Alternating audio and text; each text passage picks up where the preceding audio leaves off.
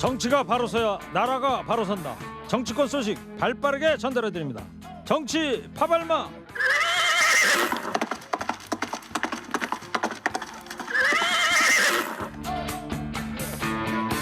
네, 정치 파발마하겠습니다. 최원기 숙명여대 교수입니다. 어서 오세요. 예, 안녕하세요. 최원기입니다. 예, 허리케인 라디오 또 첫 출연인데요. 시사평론가 오창석 씨 나왔어요. 네, 안녕하세요. 오창석입니다. 예.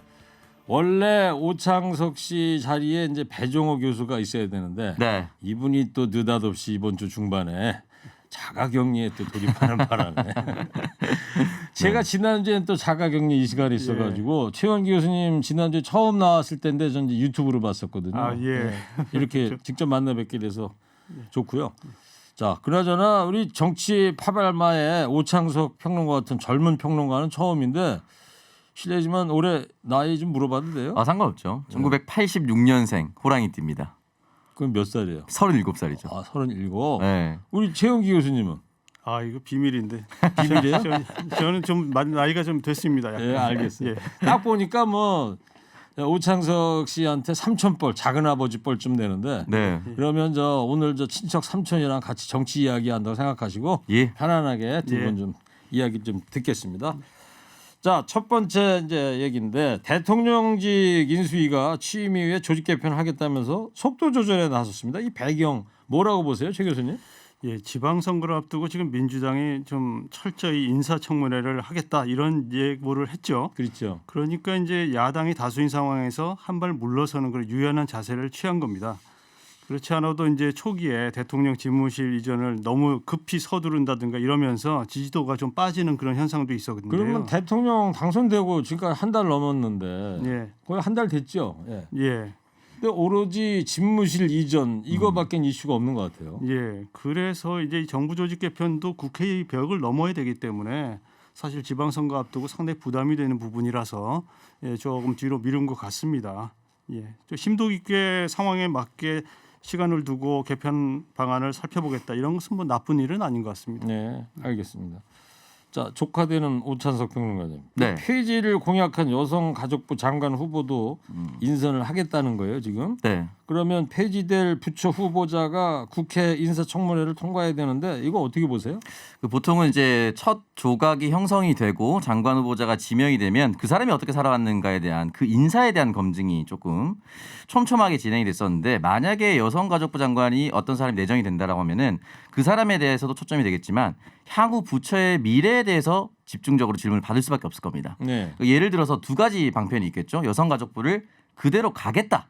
그러니까 정책이나 공약을 뒤집는 거죠. 그대로 가겠다라고 얘기하면 오히려 이제 이쪽은 인수위나 당선인이 책임지면 그냥 끝나는 문제입니다. 근데 만약에 인수위나 당선인 측에서 강하게 폐지하겠다 또는 개칭하겠다 이렇게 얘기한다면은 모델이 하나 있긴 있습니다. 어떤 예를 들어서 모델이 있어요? 2018년에 국군 기무사령부가 민간인 사찰 등등의 이유로 이제 폐지 개편이 됐죠. 그 당시 기무사령부의 마지막 사령부가 남영신 지금 현재 육군참모총장이거든요. 8월 30일부로 이제 폐지가 되고 이 기무사령부가 이름을 바꿉니다. 안보지원사령부. 그래서 초대 사령부 장관이 남영신 그대로 이어갑니다. 그래요. 그렇기 때문에 여성가족부 장관이 만약에 폐지 후 개칭이 된다면 특정 인사가 내정이 되고 그 폐지를 하고 새로운 부처의 초대 장관이 되는 거죠. 예. 이런 모델이 하나 있긴 있는데 이런 방식을 택하게 된다면 결국은 여성가족부 장관에 대한 여성가족부에 대한 폐지에 대한 이야기를 그 장관 내정자가 충분히 설명할 수 있어야 되고요. 네. 개칭하는 부처가 어떤 걸 담당할 수 있을지에 대해서도 뚜렷하게 답변을 내놔야 되는데 중요한 건 아직 인수위에서 이 결정을 못 내린 것 같습니다. 네, 그렇죠. 네. 이 짤짤이 쇼에 출연하고 있는 오창석 시사평론가를 환영합니다. 한 청취자 문자를 보내주셨는데 그러고 보니까 이 짤짤이 쇼 할 때 이보다 훨씬 인물이 좋은 것 같아요. 아주 미남이시고. 아닙니다. 아니 근데 꼭 그 추리닝 입어야 되고 짤짤이 쇼 할 때? 그게 이제 저희가 그 컨셉이에요? B급 밑에 C급을 지향하다 보니까 그 이상의 옷을 입을 수가 없습니다. 네, 그런 한계가 있습니다. 알겠어요. 참 이 뜨거운 감자인데 이 두 분은 여가부 운명 어떻게 될 거라고 보시는지 최원기 교수님은요? 예, 여가부를 뭐 폐지한다고 했으니까 그대로 할 것이라고는 일단은 믿습니다. 그런데 이런 경우가 있습니다. 과거 좀 전에도 말씀하셨지만 과거 MB 정부 때도 여가부를 폐지한다고 했었습니다. 인수위 때부터 그걸 추진했고요. 그런데 결국은 못했습니다. 오히려 기존 여가부의 역할에다가 아동, 가족, 청소년 이런 걸 덧붙여서 더 확대됐었거든요. 예. 이게 타이밍이 중요하다는 거죠. 그런데 지금 어쨌든 지선 때문에 모든 것을 이제 조금 조심하다 보니까 정부조직법 개정안이 그 뒤로 밀리게 됐고 그러면서 이제 장관 후보자도 이렇게 임명하게 되는데 저는 이 타이밍을 놓치면 나중에 또 그냥 유야무야 되는 것이 아닐까 이런 걱정도 조금 하는데 뭐 그렇다고 제가 걱정한다고 해서 여가부 여성 반대 입장론자는 아닙니다. 근데 이제 조금 더 여성분들을 위한 제대로 된 어떤 그 정부 정책이 이루어지기를 바라는 마음에서 조금 이번엔 제대로 개편했으면 좋겠다는 생각이 듭니다. 네, 알겠습니다. 그러니까 뭐 어떻게 될지는 모르겠지만 좀 좋은 쪽으로 갔으면 좋겠다. 예. 이름을 바꾸든 안 바꾸든 예. 간에. 오창석 평론가님. 저는 어쨌든 지방선거 전에 뚜렷한 계층 명칭이 나오지 않는 이상은 쉽진 않을 거라고 봅니다. 지방선거 이후로 넘어갈 수밖에 없는 상황이 된다. 지방선거 이후로. 왜냐하면 지금 이제 계층하자라고 나왔던 여러 가지 이름 중에 하나가 이제 성평등 가족부 또 하나 나온 게 이제 그거는 대선 기간 중에도 나왔던 얘기예요. 네, 근데 이제 성평등 가족부가 나왔었고 이게 민주당 측에서는 계층하자 이렇게 됐는데 보수는 성평등 가족부를 또 받아들일 수가 없습니다. 네. 양성평등 가족부로 가야 됩니다. 예. 그러니까 양성 이외에 다른 성을 이제 인정하지 않으려고 하니까. 근데 미래 가족부가 하나 있는데 예. 인구를 담당하는 분야로 바꾸자라고 했는데 중요한 거는 같은 인수인에 인구학회 부회장인 서울대 조영태 교수가 미래가족부 인구를 담당하는 곳으로 가면 안 된다. 왜냐하면 저출생이 힘들긴 하지만 저출생을 극복하는 것은 또 다른 문제고 저출생으로 인한 이미 인구 감소가 진행이 돼서 조세, 연금, 국방이 따라오기 때문에 이 한 부처에서 담당할 수가 없다. 네. 그렇기 때문에 이 부처는 쉽지 않다. 이렇게 얘기했기 때문에 인구 문제를 네. 거기다 집어넣으면 안 된다. 워낙 네. 복잡한 일이기 때문에. 그래서 6월 전에 이걸 결정내기는 좀 쉽진 않아 보입니다. 알겠어요. 뭐 저는 여담입니다만 여가부 이렇게 미디어에서 나올 때마다 저는 무슨 생각이 드냐면 우리나라도 지금 뭐 3만 불 국민소득 네. 넘는 그런 시대고 그래서 레저부 이런 생각이 자꾸 들어. 여가부 여담입니다. 예. 네. 사실 뭐 그런 것도 필요하지 않아요. 예? 예. 국민의 행복을 위해서. 예. 자, 조직 개편은 이제 미뤄졌지만 1차 내각 인선은 이르면 모레 발표된다고 그러는데요. 경제 라인 윤곽은 드러난 것 같은데 어때요? 대통령 비서실장 누가 될 것 같아요? 예, 지금 한 3분 정도가 많이 언론에 거론되고 있는 것 같습니다. 압축된 상태에서 고심 중인 것 같고 마지막 당선인의 어떤 그 선택만 남았다 이런 얘기들이 나와 누구죠? 있는데 세 명이? 정무형 인사로 장성민 정무특보가 있고요. 그다음에 경제형 인사로는 강석훈 정책특보하고 임종영 전 금융위원장이 있습니다. 예. 세 분 다 서로 다른 정부에서 과거에 일했던 사람들입니다.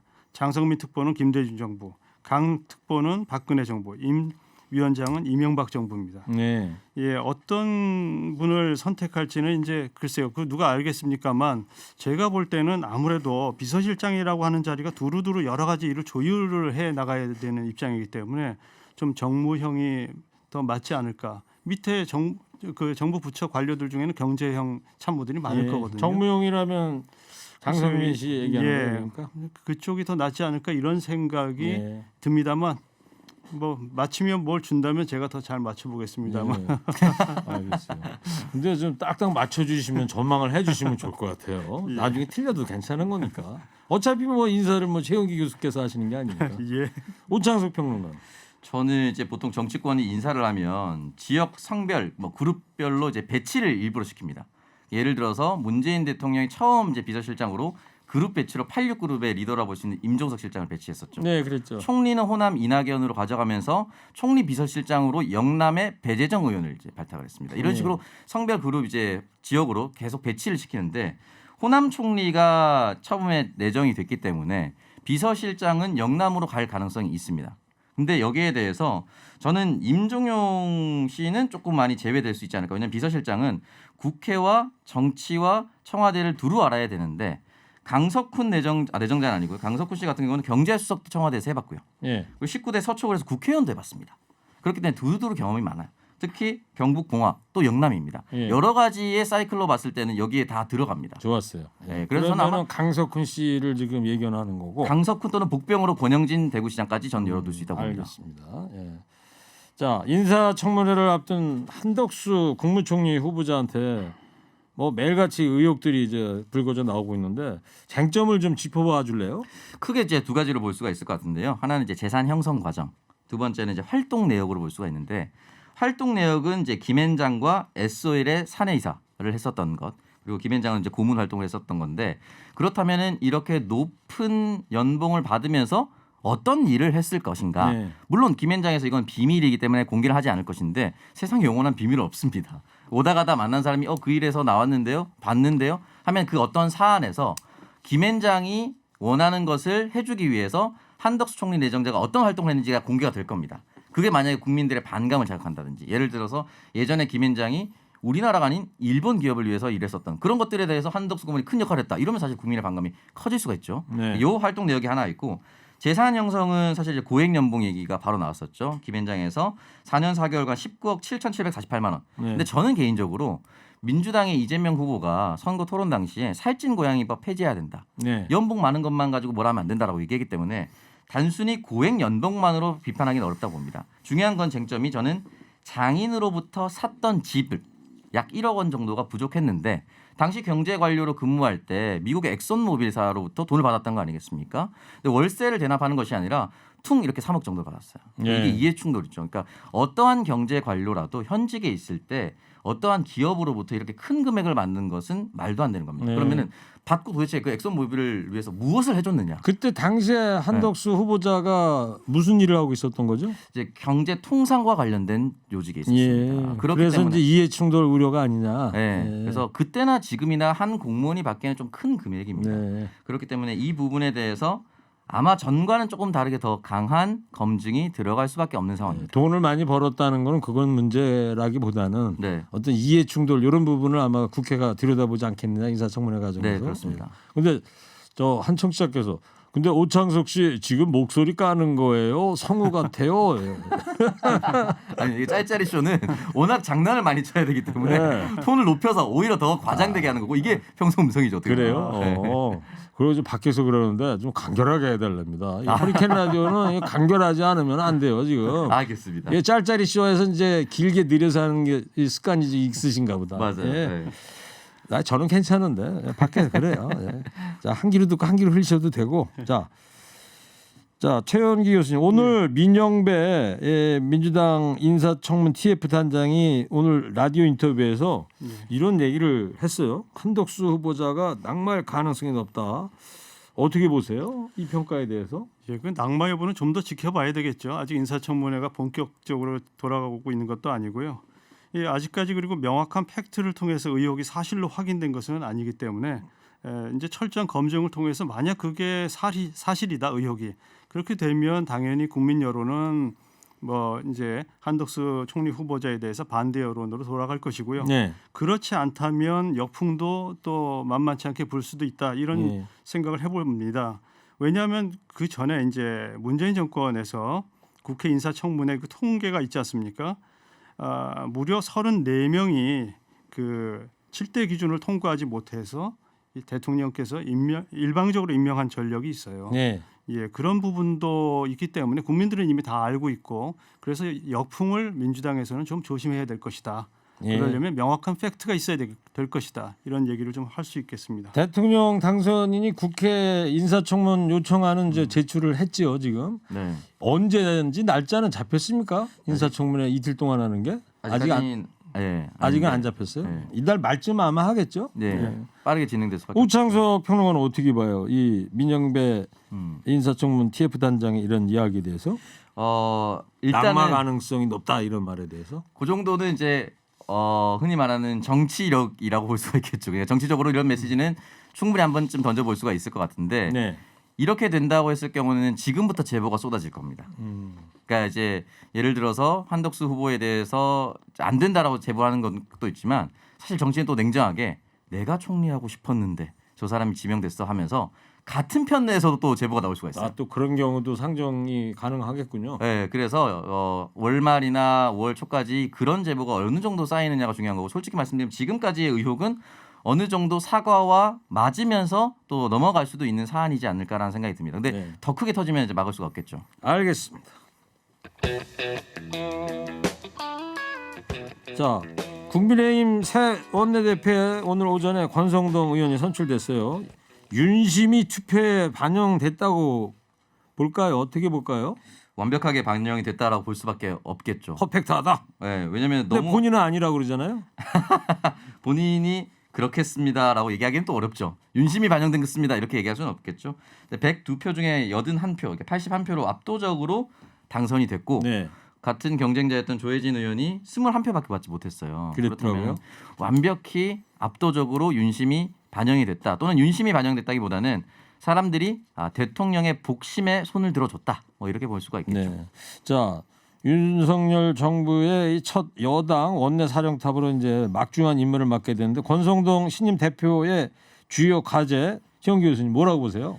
예, 대선 직후고 또 이 권신임 원내대표는 윤 당선인은 사실 최측근으로 분류됩니다. 그렇기 때문에 대통령하고 호흡을 맞춰서 국회를 이끌어가기 위한 그 당내 적임자로 지금 보이는데 바로 그 적임자라고 하는 그 말에 어떤 그 역할이 다 숨어져 있고요.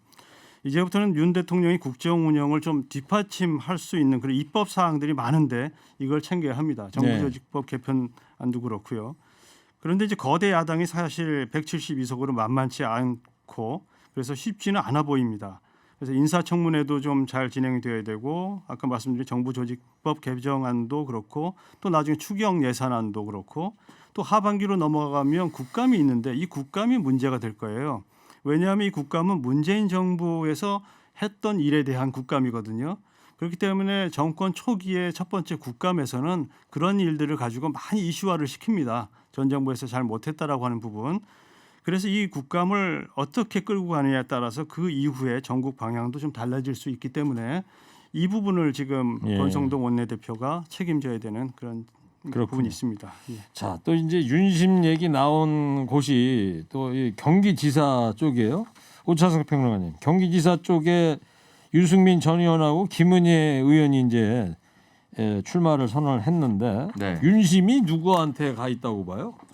뭐 추측이긴 하지만 그래도 김은혜 의원 쪽으로 많이 기울어 있지 않을까. 왜냐하면 김은혜 의원이 아무 직책이 없이 그냥 출마 선언했으면은 이런 얘기가 안 나왔을 겁니다. 대변인을 하다가 네, 인수위 인수위 대변인 대변인. 하다가 그러니까 인수위 대변인을 하다가 저는 재선거 준비하러 가겠습니다 그랬을 때 당선인이 가지 마요. 저 도와주기로 했잖아요 하면은 이 집권 초반에 가장 강력한 파워를 가지고 있는 대통령 당선인의 말을 거역하기 쉽지 않아요. 근데 이거를 인수위를 내던지고 갔다. 예. 라는 것 자체가 당선인의 의중이나 적어도 묵인 승인이 있었기 때문에 가능한 겁니다. 예. 그렇기 때문에 아마 예비경 선생님 붙으면 또 그렇게 보일 겁니다. 최영기 교수님, 그 김학용 의원이 경기 지역 다선 의원이잖아요. 예. 김은혜 의원 선대위원장을 맡기로 했더라고요. 예, 예.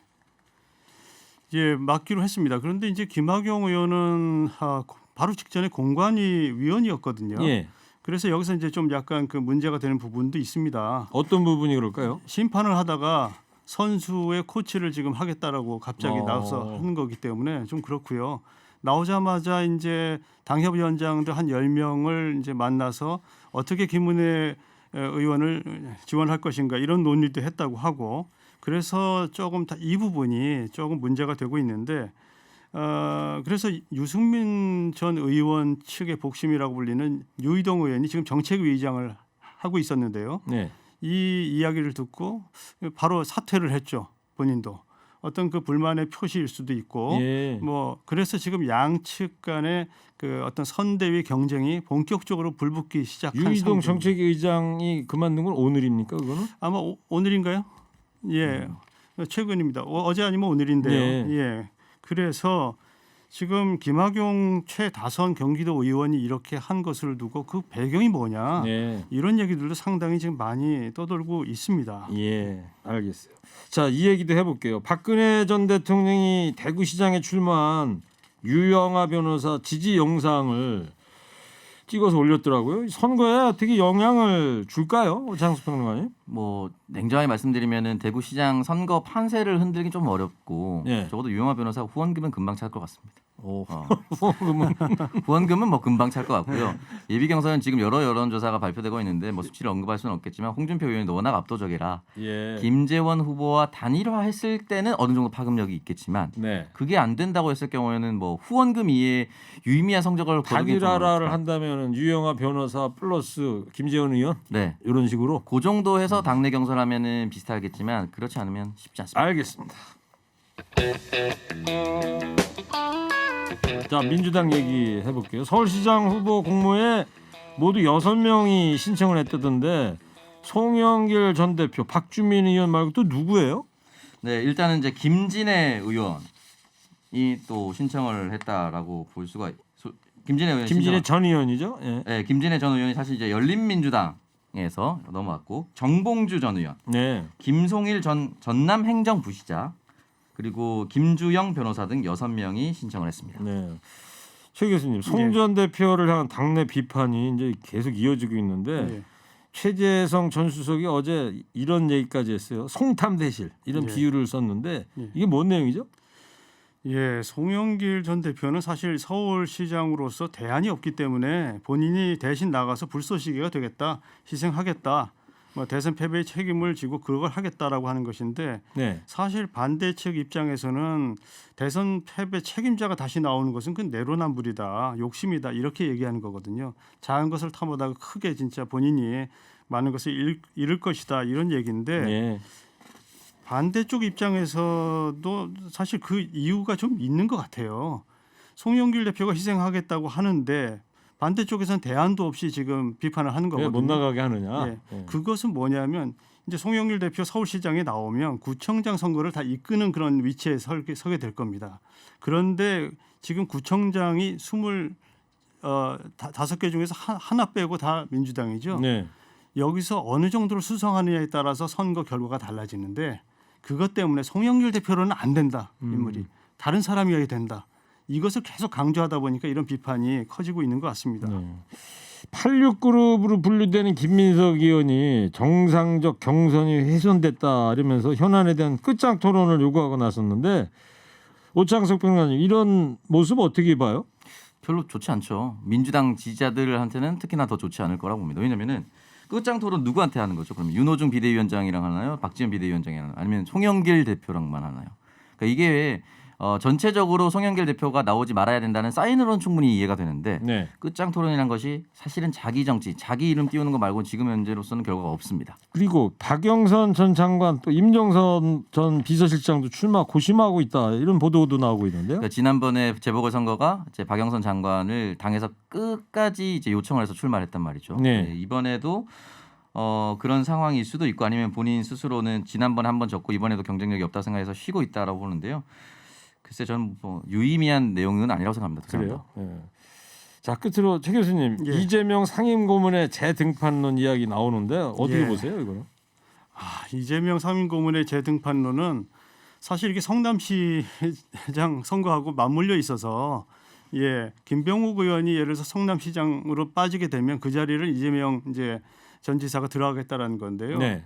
이 검찰 조사가 계속 대선 이후에 강화되고 있으니까 그 방패막이로 국회의원직을 달아야 되겠다, 다는 게 좋겠다 이런 입장도 있는 것 같고요. 예.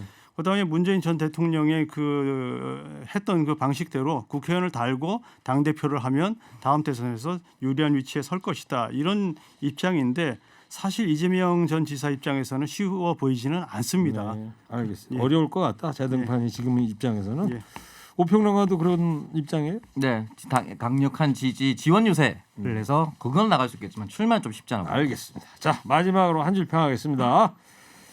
국민의힘 새 원내 사령탑 권성동 대표에게 보내는 한마디 듣겠습니다. 자 최원기 교수님부터 해주세요. 3, 2, 1.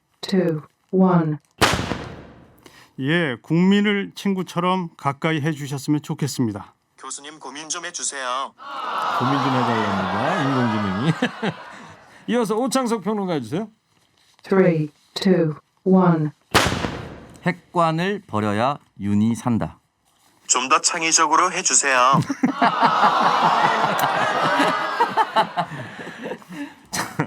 인공지능이 만만치 않습니다. 자 정치파 발마 지금까지 최원기 교수 오창석 평론가였습니다. 두 분 감사합니다. 고맙습니다.